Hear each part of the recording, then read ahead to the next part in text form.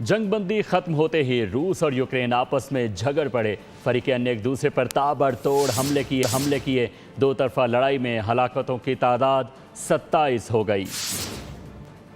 تین روزہ cease fire ختم ہوتے ہی روس اور یوکرین ایک دوسرے پر ٹوٹ پڑے۔ دونوں جانب سے زوردار حملے کیے گئے۔ فریقین ایک دوسرے پر جارحیت کے آغاز کا الزام لگا رہے ہیں۔ روسی حکام کے مطابق یوکرین نے روسی شہر ریازان پر ڈرون داغے۔ اس حملے میں 3 افراد ہلاک اور 12 زخمی ہو گئے۔ دوسری جانب یوکرین کا کہنا ہے کہ روس کی جانب سے کیف پر فضائی حملے کیے گئے، جن کے جواب میں کارروائی کی گئی۔ یوکرین کی ایمرجنسی سروس کا بتانا ہے کہ روسی میزائل اور ڈرون کے بڑے حملے میں کم از کم 24 افراد ہلاک اور متعدد زخمی ہوئے۔ صدر ٹرمپ نے چند روز قبل روس اور یوکرین کے درمیان 3 روزہ جنگ بندی کا اعلان کیا تھا۔ جنگ بندی ختم ہوتے ہی روس اور یوکرین آپس میں جھگڑ پڑے۔ فریقین نے ایک دوسرے پر تابڑتوڑ حملے کیے۔ دو طرفہ لڑائی میں ہلاکتوں کی تعداد 27 ہو گئی۔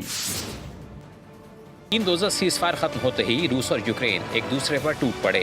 دونوں جانب سے زوردار حملے کیے گئے۔ فریقین ایک دوسرے پر جارحیت کے آغاز کا الزام لگا رہے ہیں۔ روسی حکام کے مطابق یوکرین نے روسی شہر ریازان پر ڈرون داغے۔ اس حملے میں 3 افراد ہلاک اور 12 زخمی ہو گئے۔ دوسری جانب یوکرین کا کہنا ہے کہ روس کی جانب سے کیف پر فضائی حملے کیے گئے، جن کے جواب میں کارروائی کی گئی۔ یوکرین کی ایمرجنسی سروس کا بتانا ہے کہ روسی میزائل اور ڈرون کے بڑے حملے میں کم از کم 24 افراد ہلاک اور متعدد زخمی ہوئے۔ صدر ٹرمپ نے چند روز قبل روس اور یوکرین کے درمیان 3 روزہ جنگ بندی کا اعلان کیا تھا۔